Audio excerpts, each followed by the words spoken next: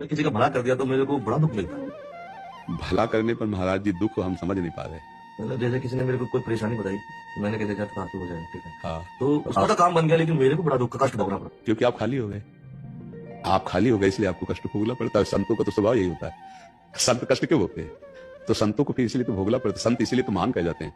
वो अपने भजन को, अपने साधन को वो दूसरों की सुख सेवा में बांट देते हैं, दूसरों के दुख को स्वीकार करके उसे सहते हैं। तो संतों की तो महिमा इसी बात की है, पर दुख द्रवई तो संत पुनीता।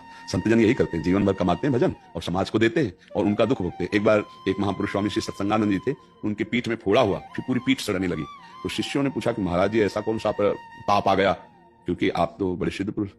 तो उन्होंने किसी प्रिय शिष्य का बताया कि ये उसका प्रारब्ध है, वो आया हुआ है और उसको भोग लेते हैं। भाई जी हनुमान प्रसाद पोद्दार जी के जीवन से राधा बाबा का प्रारब्ध। तो संत जन बड़े कृपाल होते थे, जैसे कोई दुखी आया 2-4-10 दिन दंडवत की सेवा की, इतने में सुखी हो गए, संत प्रसन्न हो गए। बाबा एक कष्ट जाओ, उनकी बाणी से निकल के जाओ, ठीक हो जाए, वो तो ठीक हो जाएगा। अब वो आएगा लौट के